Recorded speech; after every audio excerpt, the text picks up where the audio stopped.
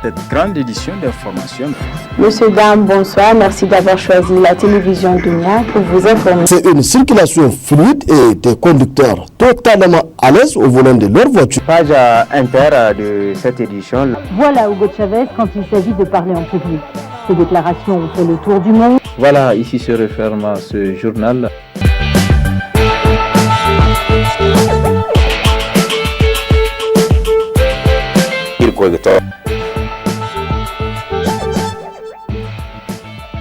Cette grande édition d'information. Monsieur, dame, bonsoir. Merci d'avoir choisi la télévision Dunia pour vous informer. C'est une circulation fluide et des conducteurs totalement à l'aise au volant de leur voiture. Page inter de cette édition. Voilà Hugo Chavez quand...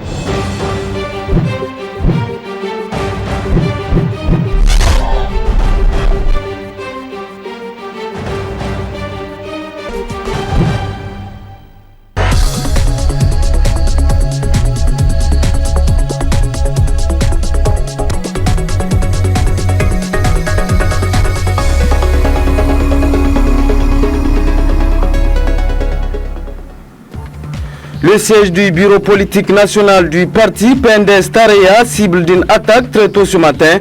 L'attaque qui a fait 3 blessés dont un gravement a été conduite par 3 individus non encore identifiés. Vous aurez les échos dès le début de ce journal. Après la sortie musclée des étudiants mardi autour du paiement de l'aide sociale aux étudiants non boursiers, le directeur général de l'ANAB a appelé ce matin un point de presse. Aboubacar Alassane parle notamment d'une incompréhension des étudiants relativement à la question. Mesdames, Messieurs, bonsoir et merci d'être avec nous pour cette grande édition du soir. Je le disais tantôt, le siège du bureau politique national du parti PNDS Tareya a été la cible d'une attaque très tôt ce matin aux environs de 4 heures du matin. Cette attaque perpétrée par 3 individus non encore identifiés, mais qui, selon des témoins, seraient à bord d'un véhicule de marque Mercedes, a fait 3 blessés, dont un gravement. On fait le constat avec Murtala Zubeyo. Après l'attaque perpétrée chez le député Mohamed Ben Omar dans la nuit du 19 au 20 mai dernier, faisant l'objet d'une enquête par la police, c'est au tour du siège national du parti PNDS Tareya d'être la cible d'une attaque ce matin, à l'aube vers 4 heures du matin. 3 individus sortis d'une Mercedes noire ont lancé 3 cocktails Molotov dans des bidons de 4 litres. Un des projectiles a atterri sur le toit et les 2 autres dans la cour, faisant d'énormes dégâts. En effet, il se trouvait que des gens dormaient dans la cour. Parmi eux, 3 ont été blessés, dont un gravement. Le ministre du pétrole Foumanko Igodo, secrétaire général du parti, était sur les lieux accompagné de certains militants pour constater l'ampleur des dégâts. Nous voulons préciser que cette attaque a été perpétrée par des individus qui étaient arrivés sur le flanc du siège, dans une ruelle parallèle, et à bord d'une Mercedes noire. Nous avons aussitôt alerté les forces de défense et de sécurité, en l'occurrence la police, qui est venue faire le constat. Les malades ont été évacués sur l'hôpital de Niamey, vous pouvez aller leur rendre visite. Et l'enquête va se poursuivre pour que les auteurs de cet acte puissent être identifiés et traduits devant les tribunaux. Nous voulons ici faire remarquer et préciser qu'il s'agit bel et bien d'une attaque qui a été perpétrée par des individus, pour le moment inconnus, qui étaient arrivés au bord d'une Mercedes noire. Ces séries d'attaques qui sont perpétrées ces derniers temps à Niamey doivent attirer l'attention des populations et des autorités. À ce point, une mesure sécuritaire doit être prise pour le bien-être des populations. À la police de redoubler d'efforts pour assurer la sécurité des personnes et des biens. La mouvance pour la renaissance du Niger et l'ARC ont rendu public ce matin une déclaration de presse. C'était au siège du RDP, du parti RDP Jama. L'analyse de la situation sociopolitique du pays était au centre de la dite déclaration que nous décrypte ici Isidore Banaba. Les travaux de l'Assemblée nationale ont été bloqués pendant un mois. Mardi dernier, les étudiants ont effectué une sortie musclée au cours de laquelle des édifices publics ont été pris pour cible. Le tissu social est mis à rude épreuve et c'est pour trouver une solution que les leaders de la mouvance pour la renaissance du Niger et de l'Alliance pour la République et le changement se sont retrouvés en vue de faire une analyse de cette situation. Il ressort de leur réflexion que l'acteur principal de la tension politique a pour nom l'opposition politique. La situation qui prévaut aujourd'hui à l'Assemblée nationale, que d'aucuns qualifient de crise politique, relève de l'alchimie politique dont seule l'opposition nigérienne en a le secret.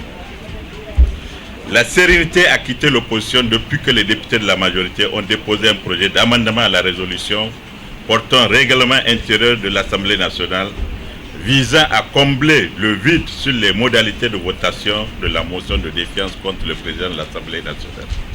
Les Nigériens sont témoins contre toute décence politique et contre les lois et règlements de la République. L'opposition nigérienne continue d'entretenir une tempête dans un verre d'eau. Sur le front social, la mouvance pour la renaissance du Niger et l'Alliance pour la République et le changement ont jeté un regard inquisiteur sur l'acte des étudiants. Ils y voient des mécanismes mis en place pour bloquer le fonctionnement des institutions. De la situation sociale. Sur le front social, l'accalmie observée sur l'ensemble des secteurs de notre pays, liée d'une part aux nombreux acquis engrangés ces dernières années par les partenaires sociaux et d'autre part à la volonté permanente de dialogue du gouvernement du Premier ministre Brigitte Raffeni, est perturbée par des actions sporadiques des élèves et étudiants dans la ville de Niamey. Sans dénier aux scolaires et étudiants nigériens le droit de réclamer leurs droits, la MRN et l'ARC constatent la persistance chez eux de pratiques de vandalisme à l'image des actes qu'ils ont perpétrés récemment à Niamey. L'objectif de ces actions s'inscrit dans l'agenda global visant le blocage des institutions. La MRN et l'ARC ont par la même manifesté leur compassion au peuple nigérien avant d'appeler les députés de l'opposition à rejoindre le bureau de l'Assemblée nationale au nom de l'intérêt général. La MRN et l'ARC réaffirment leur soutien au président de la République et au gouvernement pour l'excellent travail accompli. Condamnent avec vigueur les attaques perpétrées au domicile du député Mohamed Ben Omar et demandent aux autorités compétentes d'identifier et de traduire en justice les auteurs, complices et commanditaires conformément aux lois et règlements de la République.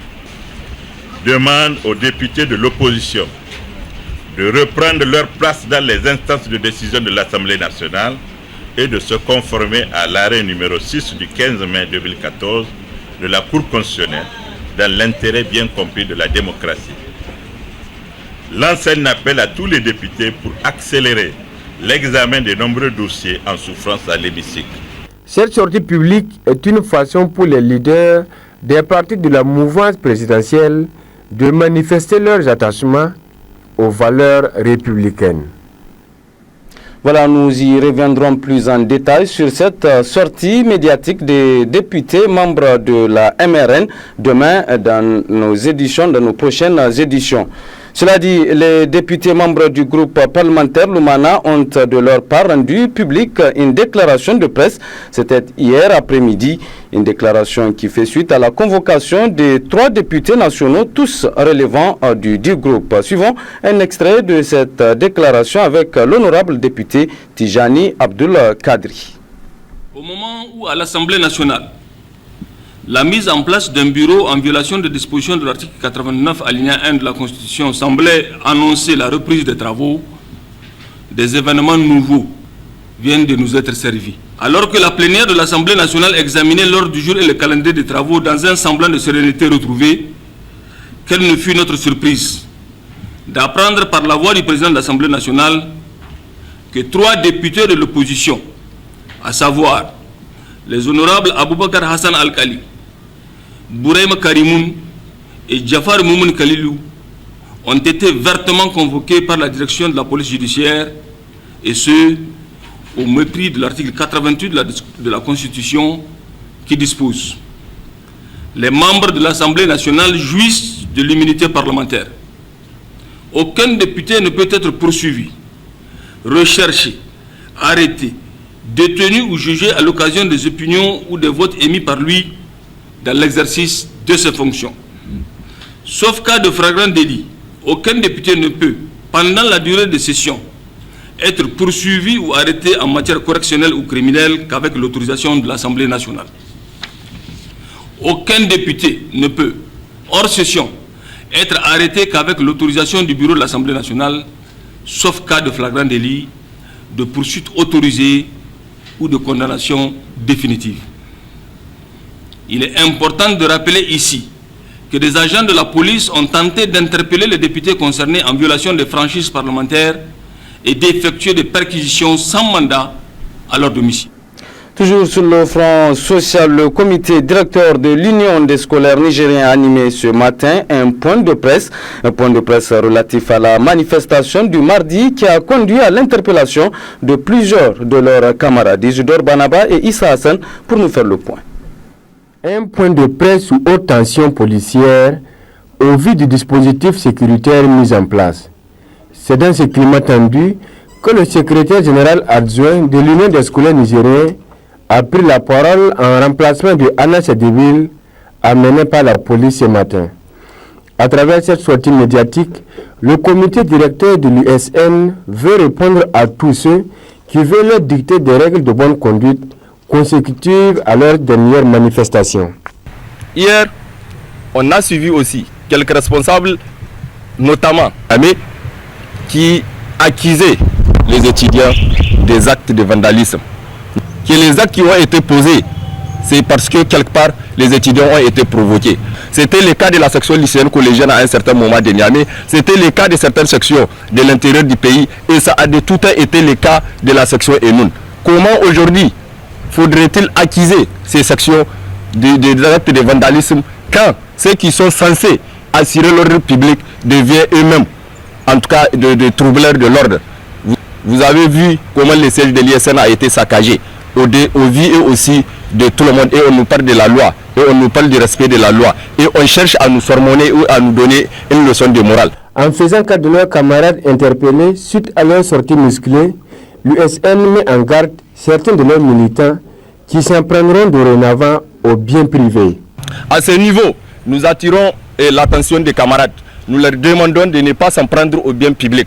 Nous leur demandons de ne pas s'en prendre autant pour moi aux biens particuliers, c'est-à-dire aux biens qui appartiennent à des personnes privées. Parce qu'ils peuvent être nos parents, ils peuvent être en tout cas des personnes innocentes qui n'ont rien à voir. Donc nous leur demandons vraiment de ne plus s'en prendre en tout cas aux biens privés quand nous sommes dans des manifestations. Ce point de presse de l'Union des scolaires nigériens intervient à un moment où la tension entre les étudiants et la police reste vive. Une soixantaine de scolaires ont d'ailleurs été arrêtés.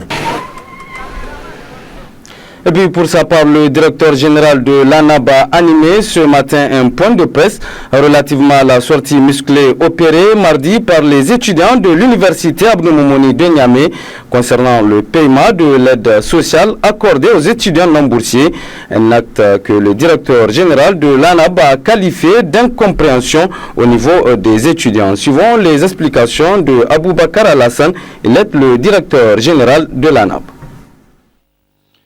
Le problème, c'est en fait le paiement de ce qu'on appelle aide sociale, une subvention de l'État qui est accordée aux étudiants non boursiers.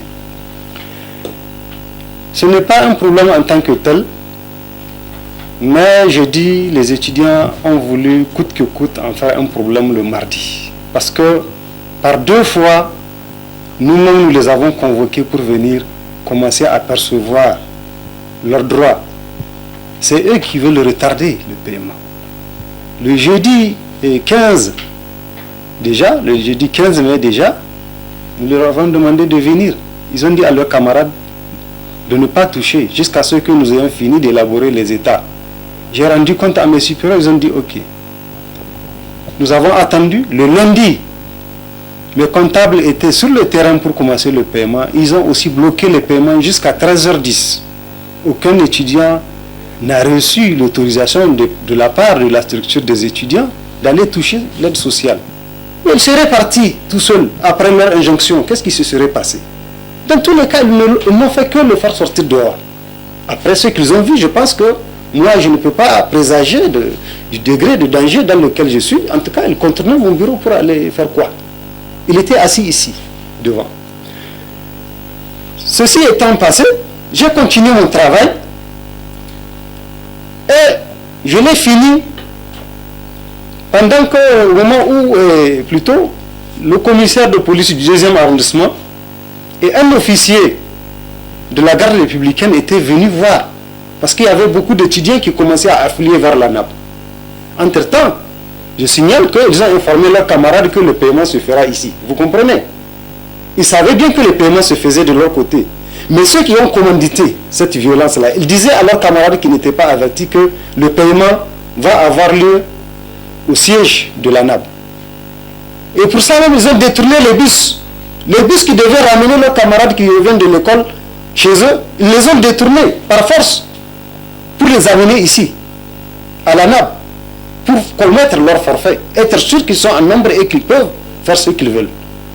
Ils ont sorti tous les agents, mais entre-temps, je dois préciser que les états que j'ai signés, c'est devant eux que je les ai remis au directeur des allocations et des bourses.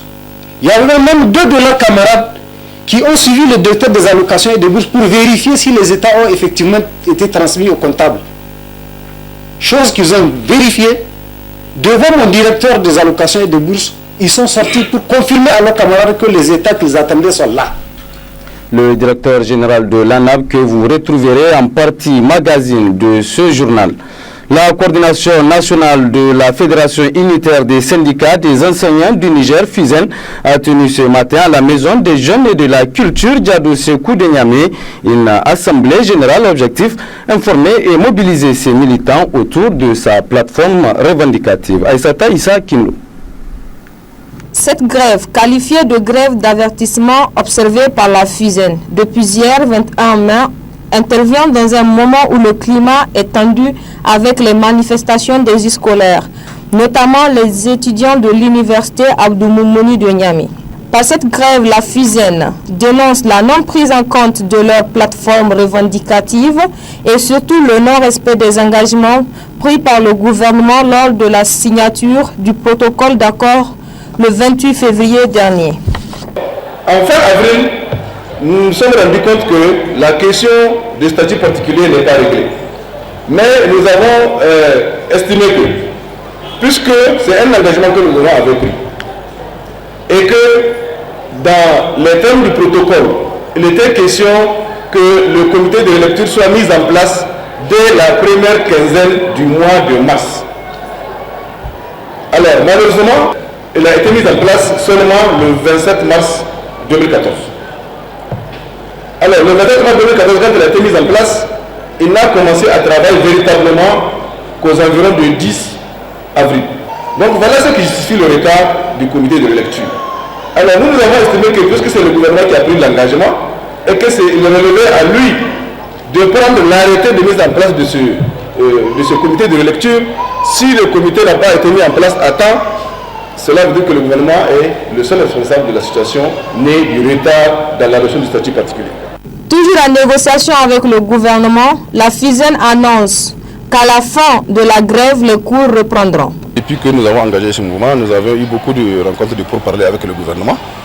Et au moment où je vous parle, en tout cas, nous sommes très avancés dans les discussions. Et je pense qu'il y a de bonnes dispositions de part et d'autre entre le gouvernement et nous pour qu'on puisse vraiment parvenir rapidement à un accord et vraiment mettre fin à cette situation, parce que nous-mêmes, au niveau de la FUSEN, notre démarche, elle a toujours consisté à régler tous les problèmes dans le cadre de dialogue et de discussion entre nos partenaires et nous. Nous n'avons pas provocation donc vraiment d'aller tout de suite aux affrontements. C'est parce qu'on a été contraint. Mais aujourd'hui, en tout cas, au vu des dispositions que nous sommes en train de constater du côté du gouvernement, nous pensons qu'il y a une forte chance pour que rapidement on puisse dénouer cette crise en tout cas et reprendre les chemins de l'école. Cette assemblée générale tenue afin d'informer les militants ainsi que l'opinion publique sur le point des négociations avec le gouvernement s'annonce être un cadre idéal de dialogue franc et sincère, chose utile pour la bonne marche de l'éducation. Autre aspect de ce journal, le ministre en charge du commerce a rencontré ce matin les opérateurs économiques, les représentants des associations de défense des droits des consommateurs ainsi que des organisations et syndicats. Objectif, dégager des pistes de solutions pour garantir une accessibilité de produits aux consommateurs pendant le mois béni de Ramadan qui s'annonce, n'est-ce pas, Seni Maïkido Jibril? On constate au Niger qu'à l'approche du mois de Ramadan, les prix des produits de grande consommation connaissent une hausse. Et c'est pour éviter cette flambée brusque des prix et garantir une accessibilité des produits aux consommateurs pendant cette période que cette rencontre a été initiée. Une rencontre qui s'inscrit dans le cadre de la concertation instituée entre les opérateurs économiques, les acteurs de la société civile, les organisations de défense des droits des consommateurs et le ministère du Commerce. Cette rencontre nous permettra ensemble d'échanger sur la situation des stocks de produits de grande consommation, les commandes enregistrées et celles en cours, l'approvisionnement des marchés, les prix des produits de première nécessité, les solutions envisagées. Comparativement à l'année dernière, l'essentiel des produits de grande consommation est disponible sur les marchés des chefs-lieux de région avec certaines disparités. Les prix moyens actuels du mil, du maïs, du riz, du sucre et de l'huile ont connu une légère baisse, mais malgré tout, la majorité des consommateurs arrivent difficilement à y accéder. La rencontre a été l'occasion pour les participants de soumettre au ministère du Commerce leurs préoccupations sur plusieurs aspects relatifs à la réduction des prix. Des préoccupations face auxquelles le ministre a apporté des éclaircissements. Moi, j'avais instruit mes services pour me prendre en charge le problème de la lutte contre la vie chère et de la protection des consommateurs. Parce que moi, ma perception que j'ai eue en arrivant à ce ministère, c'était d'abord de tout faire pour mettre en avant la promotion du secteur privé, au-delà du commerce, parce qu'il n'y a pas de commerce sans promotion du secteur privé. Nous sommes en train de voir avec le ministère de la Santé justement comment, au-delà du jus, mais à d'autres produits, que ce soit les ingrédients que l'on commercialise, voir comment nous pouvons solutionner leurs problèmes. Que ce soit celui du sel, parce que nous avons constaté, et nous sommes dessus sur l'équipe, et on a instauré l'obligation d'importer que du sel iodé, et nous sommes rendus compte que la qualité importée est en train de baisser. Pour accompagner les fidèles musulmans à accomplir le jeûne dans de meilleures conditions, le gouvernement nigérien a déjà initié une opération de vente à prix modéré portant sur plus de 100 000 tonnes de céréales sur toute l'étendue du territoire. À cela va s'ajouter la vente à prix modéré d'une importante quantité de sucre pendant le mois béni de Ramadan. Il appartient donc aux opérateurs économiques d'instaurer des prix acceptables pour aider les frères et sœurs musulmans à accomplir le jeûne dans de meilleures conditions. Le collectif Tous Unis en faveur de la nutrition a organisé hier à l'école primaire Taladié 3 une journée de plaidoyer au profit de l'alimentation au Niger. Initiée à l'occasion de la journée mondiale d'action pour la nutrition, la dite journée a pour but de rappeler au gouvernement ses engagements pris lors du sommet de 2013, c'était à Londres notamment, celui d'investir, autant pour moi, plus de 500 millions de francs CFA dans la lutte contre la malnutrition. Regardez. De l'alimentation quantitative pour tous les enfants. C'est l'option choisie par le collectif Tous Unis en faveur de la nutrition pour marquer la commémoration de la journée mondiale de l'alimentation. Une édition célébrée dans l'enceinte de l'école primaire Taladié 3 en vue de rappeler à l'État ses engagements pris lors du sommet dénommé Nutrition pour la croissance tenu en juin 2013 à Londres. La présente activité s'inscrit dans le cadre des manifestations organisées à l'échelon international par la société civile pour attirer l'attention davantage sur la nutrition.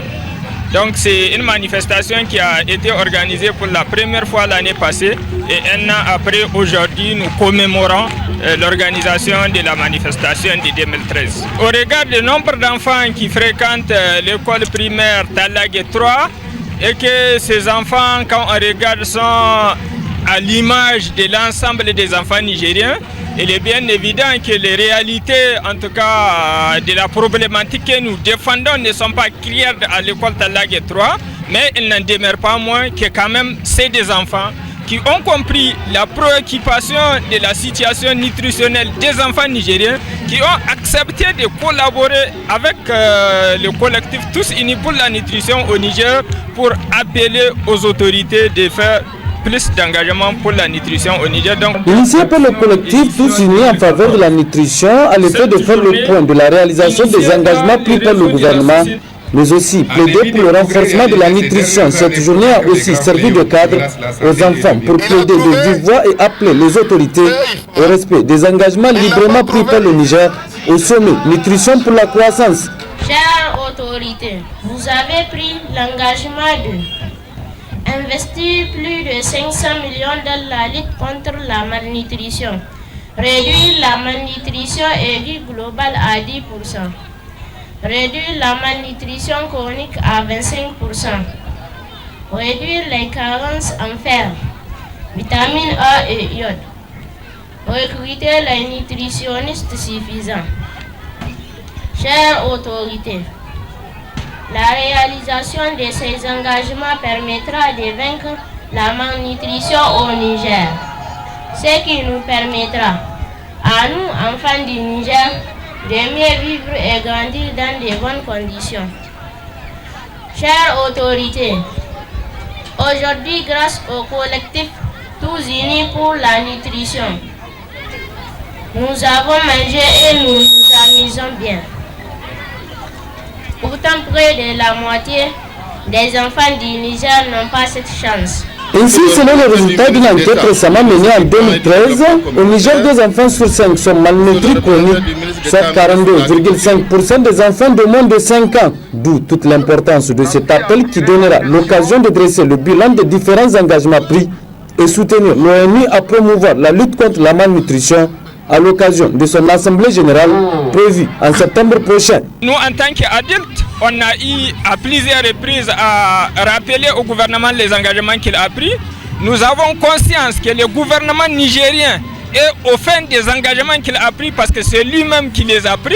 Mais il faut reconnaître que dans la situation d'urgence multiple dans laquelle se trouve le Niger, il est opportun que les concernés de la question, autrement dit les enfants, parlent de leur propre voix aux décideurs politiques pour les interpeller. Nous avons pensé que ça fera beaucoup plus d'écho en dehors de ce que nous, en tant qu'adultes, nous sommes en train de faire dans les mêmes cadres. Une manifestation hautement symbolique dont le clou a été la remise officielle de l'appel des enfants aux représentants du ministre de la Santé publique, qui a par ailleurs pris l'engagement de transmettre à qui de droit ses doléances. Suite de ce journal, la Haute Autorité de lutte contre la corruption et les infractions assimilées Alcia a initié ce matin à l'hôtel Phoenix une rencontre d'échange et d'information avec les hommes de médias. C'était sous le thème « Rôle des médias dans la lutte contre la corruption ». L'objectif est d'impliquer davantage ces derniers dans la lutte contre la corruption. Mariama Soumana. La corruption est un fléau qui gangrène notre société. C'est donc dans sa dynamique de combattre ce mal que la Haute Autorité de lutte contre la corruption et les infractions assimilées a initié cette rencontre d'échange et d'information avec l'une des composantes des acteurs intervenant dans cette lutte, à savoir les hommes de médias. Car, faut-il le rappeler, les médias ont joué et continuent encore de jouer un rôle capital dans le combat contre la corruption. Et la présente rencontre vise donc à accompagner les pouvoirs publics dans la prévention et la lutte contre ce fléau. Occasion saisie par le vice-président de la Halcia de citer les principales missions assignées à son institution. Suivre et évaluer le programme gouvernemental de lutte contre la corruption. 2. Recueillir, centraliser et exploiter les dénonciations et infractions dont elle est saisie pour des pratiques, faits ou actes de corruption et infractions assimilées. 3. Mener toute étude ou investigation et proposer toute mesure juridique, administrative et pratique de nature à prévenir ou juguler la corruption. Diffuser et vulgariser les textes relatifs à la lutte contre la corruption. 5. Identifier les causes de la corruption et proposer aux autorités compétentes des mesures susceptibles de les éliminer dans tous les services publics et parapublics. Et enfin, 6. Accomplir toute autre mission confiée par le président de la République. Procédant à l'ouverture des présentes assises, le ministre de la Communication et des Relations avec les institutions s'est dit réjoui du choix porté sur les hommes de médias pour cette séance d'échange et d'information. Yahouza Salissou a par ailleurs rappelé la contribution des médias dans la lutte contre la corruption et a appelé ces derniers à faire davantage preuve de responsabilité et de professionnalisme. Mon département ministériel se félicite donc de cette initiative de la Halcia, qui, à travers cette démarche participative et interactive, impliquant l'ensemble des forces sociales de notre pays, renforce la lutte contre la corruption.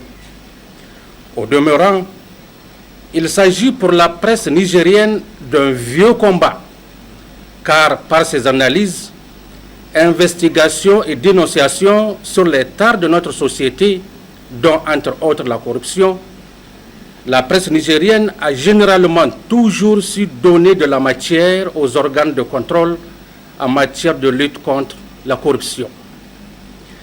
Les médias sont donc des acteurs incontournables dans la lutte contre ce fléau.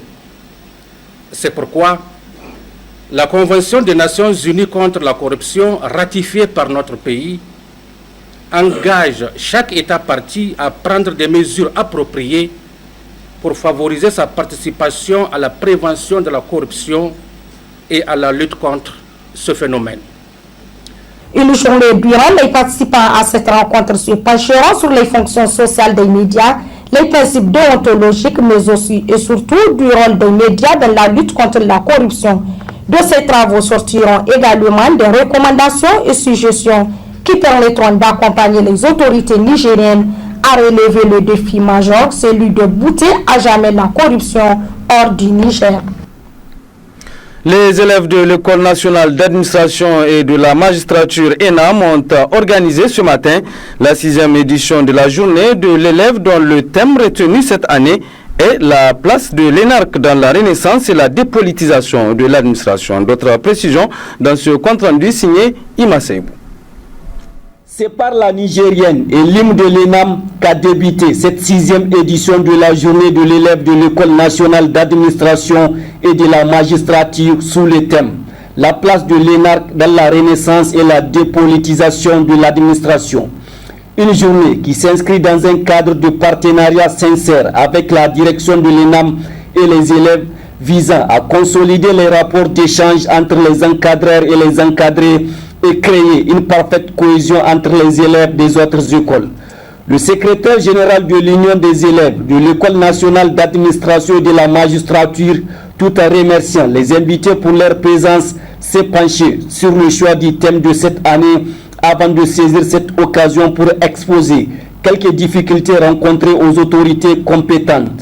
Le choix de ce thème n'est pas fortuit, puisqu'elle permet d'éclairer les participants à cette journée le sens des concepts utilisés à travers une conférence animée par d'éminents chercheurs nigériens. Le manque de moyens de déplacement pour les élèves, le manque de deuxième amphithéâtre en cas de jumelage des sections pour certains cours, le manque de groupes électrogènes pour pallier aux coupures intempestives suite au délestage de la Nigélec en période caniculaire. L'école a besoin d'une réfection, des tables bancs et chaises à la hauteur d'une école nationale d'administration et de magistrature. Le directeur général de l'ENAM a dans son intervention évoqué le problème de chômage auquel est confronté les élèves après avoir achevé leur formation. Il a émis le vœu à l'attention du ministre de la fonction publique, représentant le Premier ministre pour qu'une priorité soit accordée aux produits finis de l'ENAM. Nous avons adressé, ou en tout cas une note à l'attention de son Excellence, Monsieur le Premier ministre, en février, par rapport à cette question. Je crois qu'à ce niveau, ils sont sensibles à ça. Vous savez que lui-même, le Premier ministre, c'est un ancien élève d'ici. Donc c'est un pur produit de notre école. Le représentant du Premier ministre a dans son discours exprimé toute leur joie et leur plaisir d'assister à cette fête de l'élève de l'ENAM, qui est d'ailleurs une fête de toute l'administration nigérienne. Il les a par la suite rassurés qu'il a pris bonne note de leurs doléances qui cadrent parfaitement avec les préoccupations du gouvernement de la 7e République. Je vous ai entendu et comme la troupe a fini avec un mot simple, je voudrais vous dire que je vous ai entendu et ça va aller. Ça va aller parce que vous avez exprimé d'une façon spéciale. Vous vous êtes exprimé à la manière des énarques. Vous vous êtes exprimé à la manière des énarques, c'est-à-dire vous avez fait preuve d'intelligence, de compétence et de politesse. Mais vous avez été ferme. Vous avez été ferme par rapport à l'expression de vos besoins, par rapport à l'expression des problèmes que vous vivez. Des sketchs, des démonstrations des arts martiaux et des remises de témoignages de satisfaction décernés à des personnalités qui se sont distinguées ont sanctionné cette 6e édition de la journée de l'élève de l'École nationale d'administration et de la magistrature ENAM. Et puis, comme annoncé, nous en venons à présent à la partie magazine de ce journal consacré au point de presse animé ce matin par le directeur général de l'ANAB relativement à la récente sortie des étudiants de l'université Abdou Moumouni de Niamey, Aboubakar Alassane, qui parle notamment d'une incompréhension au niveau des étudiants dans le traitement des dossiers du paiement de l'aide sociale. Très bonne réception, au revoir. Le problème, c'est en fait le paiement de ce qu'on appelle aide sociale, une subvention de l'État qui est accordée aux étudiants non boursiers. Ce n'est pas un problème en tant que tel, mais je dis les étudiants ont voulu coûte que coûte en faire un problème le mardi. Parce que par 2 fois, nous-mêmes nous les avons convoqués pour venir commencer à percevoir leurs droits. C'est eux qui veulent retarder le paiement. Le jeudi 15, déjà, le jeudi 15 mai déjà, nous leur avons demandé de venir. Ils ont dit à leurs camarades de ne pas toucher jusqu'à ce que nous ayons fini d'élaborer les états. J'ai rendu compte à mes supérieurs, ils ont dit ok. Nous avons attendu. Le lundi, le comptable était sur le terrain pour commencer le paiement. Ils ont aussi bloqué le paiement jusqu'à 13h10. Aucun étudiant n'a reçu l'autorisation de la part de la structure des étudiants d'aller toucher l'aide sociale. À 13h10, ils ont donné le feu vert et leurs camarades ont commencé à percevoir. L'opération s'est déroulée le lundi jusqu'à 19h. Les premières listes ont été épuisées et nos comptables sont revenus donc au bureau. Le mardi, ils ont continué le paiement. Je souligne qu'il y avait déjà des états correspondant à 4284 bénéficiaires entre les mains du comptable. Donc moi, à mon humble avis, nous en avions au moins pour 3 jours. Il pouvait au moins se laisser la journée du mardi s'écouler, qu'on puisse finir avec les premiers avant d'avoir un tel comportement. Malgré tout, en fait, la suite, c'est cette décision, la dernière décision, la décision 053 du 19 mai 2014. C'était le lundi qu'on a signé cette décision-là. Et automatiquement, mes agents ont associé même les étudiants pour qu'on commence à élaborer les états de paiement correspondants. C'était avec les étudiants. Le travail fini vers 23h le lundi. Moi, je me suis présenté au bureau à 8h30. Le directeur des allocations et des bourses m'a présenté les états pour vérification et signature. J'étais en train de vérifier et de signer au fur et à mesure. S'il y a des corrections, je retourne à l'informatique, on corrige, on me ramène. quand le secrétaire chargé des affaires académiques et sociales est venu exiger de moi de ne plus contrôler et de signer automatiquement parce qu'ils ont besoin de ces états-là tout de suite. Pour quelle raison? Lui seul peut le dire. En tout cas, de tout temps, que ce soit pour la bourse, que ce soit pour l'aide sociale, nous nous sommes toujours comportés comme ça. On fait les états, je les vérifie, je les signe, je transmets au comptable qui procède au paiement. Ça n'a jamais posé de problème. Et d'ailleurs, pour aller vite, nous avons réquisitionné un billetteur au niveau du ministère de l'Enseignement supérieur. Pour celui qui veut, j'ai son arrêté, qui le met à notre disposition jusqu'à ce qu'on ait fini l'opération de paiement. Donc ils étaient 2 sur le terrain, au lieu d'1.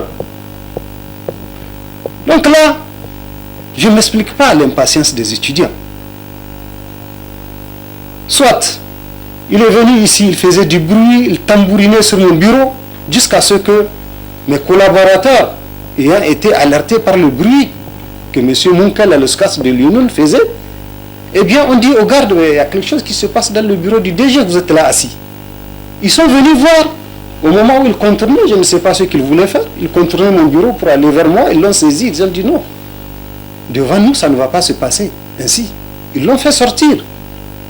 Mais il serait parti tout seul, après leur injonction, qu'est-ce qui se serait passé? Dans tous les cas, ils n'ont fait que le faire sortir dehors. Après ce qu'ils ont vu, je pense que moi, je ne peux pas présager du degré de danger dans lequel je suis. En tout cas, ils contournaient mon bureau pour aller faire quoi? Il était assis ici, devant. Ceci étant passé, j'ai continué mon travail et je l'ai fini pendant que, au moment où, plutôt, le commissaire de police du 2e arrondissement et un officier de la garde républicaine étaient venus voir. Parce qu'il y avait beaucoup d'étudiants qui commençaient à affluer vers la nappe. Entre-temps, je signale qu'ils ont informé leurs camarades que le paiement se fera ici. Vous comprenez? Ils savaient bien que le paiement se faisait de leur côté. Mais ceux qui ont commandité cette violence-là, ils disaient à leurs camarades qui n'étaient pas avertis que le paiement va avoir lieu au siège de la nappe. Et pour ça même, ils ont détourné les bus. Les bus qui devaient ramener leurs camarades qui reviennent de l'école chez eux, ils les ont détournés par force pour les amener ici, à la nappe, pour commettre leur forfait, être sûr qu'ils sont en nombre et qu'ils peuvent faire ce qu'ils veulent. Ils ont sorti tous les agents, mais entre-temps, je dis, je dois préciser que les états que j'ai signés, c'est devant eux que je les ai remis au directeur des allocations et des bourses.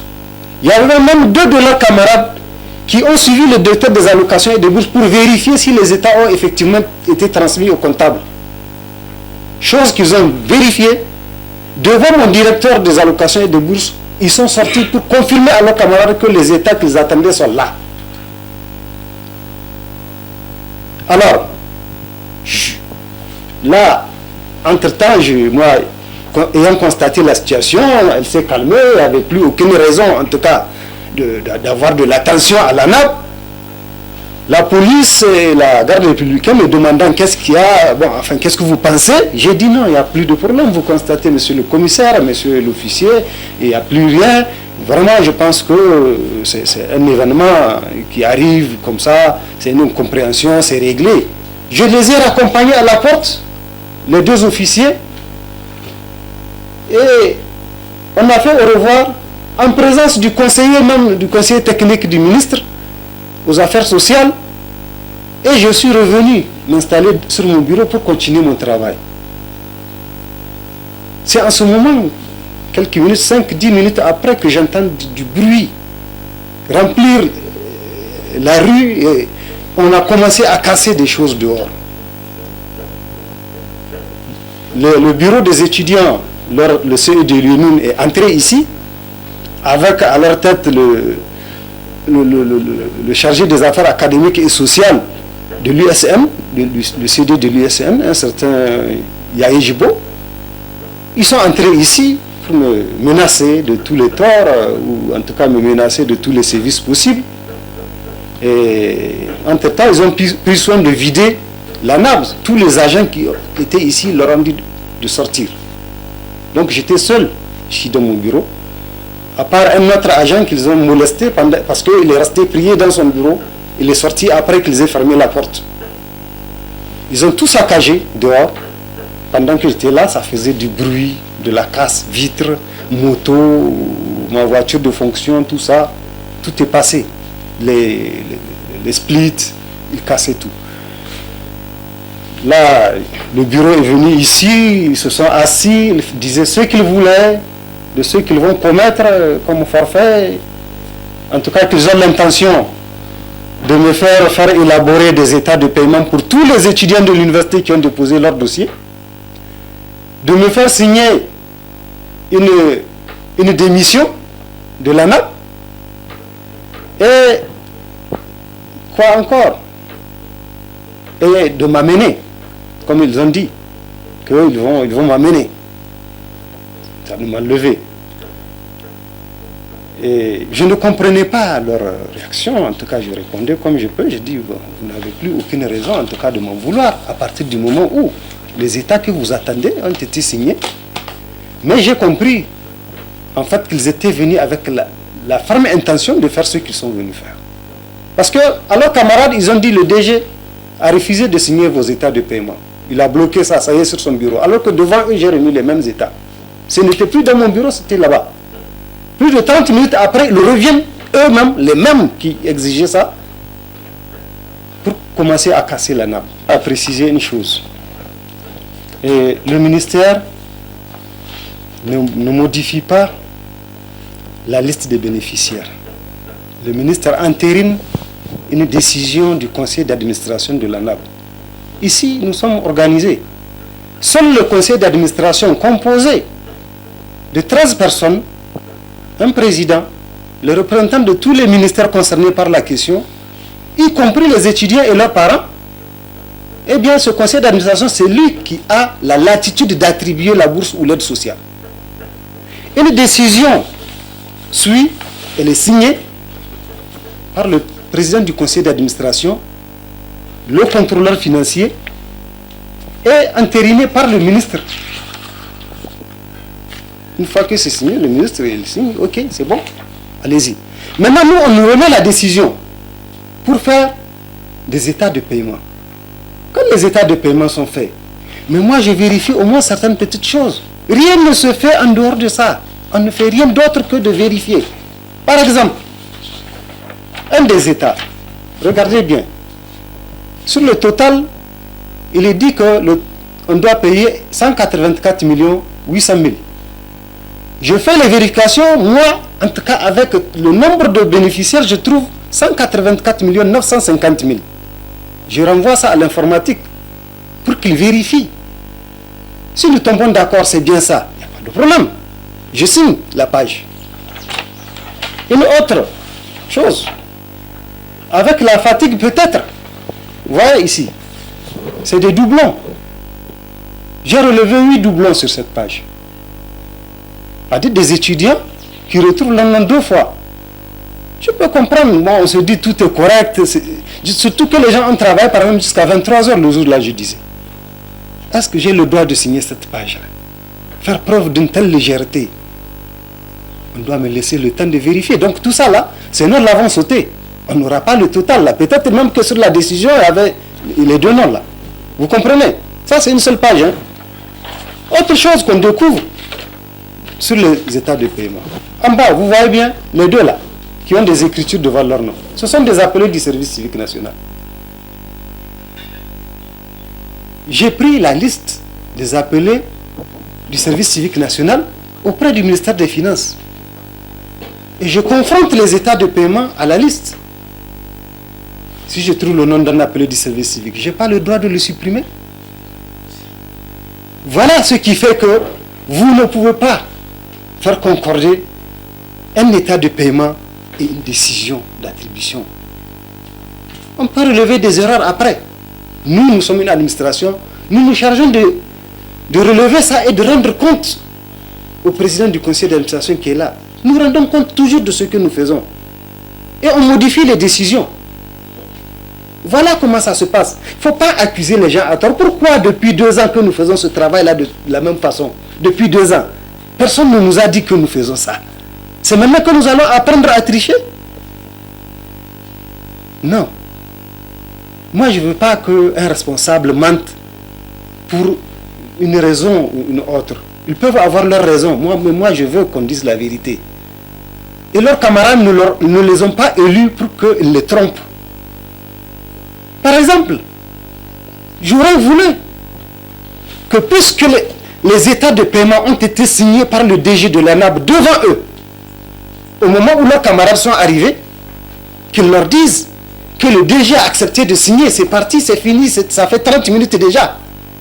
Est-ce qu'un étudiant censé se serait mis à casser les locaux de l'ANAB s'il apprend ça? Mais ils sont intervenus parce que les responsables de l'UNUM, qui étaient informés du fait que les États avaient déjà été signés, voyez bien la rapidité, la décision 053 du 19 mai a été signée avant 13h, vérifiée et signée avant 13h. Plutôt les États de paiement avaient été vérifiés et signés avant 13h. Qu'on vienne avec des étudiants qui ont été abusés, qui revenaient de l'école, on a détourné leur bus pour leur dire nous avons affaire à un DG de l'ANAP qui refuse de signer des états de paiement. Et en parlant d'enlèvement, est-ce que vous vous sentez désormais en insécurité? Non, vous savez, l'insécurité, moi j'ai toujours dit que la vie de quelqu'un appartient au bon Dieu. On ne sait jamais comment on va finir. Peut-être handicapé, peut-être qu'on va mourir demain ou tout de suite quand on va sortir, mais je vous dis honnêtement, j'étais seul ici avec eux. Pendant plus de 30 à 45 minutes qu'ils me menaçaient. Je pense que je dois quelque part une fière chandelle au bon Dieu auquel je crois et aux gens qui ont compris que on ne doit pas laisser des individus agresser impunément un pauvre citoyen comme moi qui ne fait que son travail. Si les vérifications que je fais ne les arrangent pas, mais qu'ils sortent pour le dire, c'est ça que nous ne voulons pas. Pourquoi on ne me laisse pas faire mon travail? On ne veut pas que je vérifie. Que désormais, on fasse des états de paiement et puis les yeux fermés, je signe et puis on transmet au paiement. Et demain, on va dire que le DG détourne l'argent de l'ANAB. Parce que cette page-là, si elle avait été signée, qu'est-ce qu'on va dire? C'est avec la complicité. Ça fait 1 200 000 là qui vont partir. Qui va toucher ça?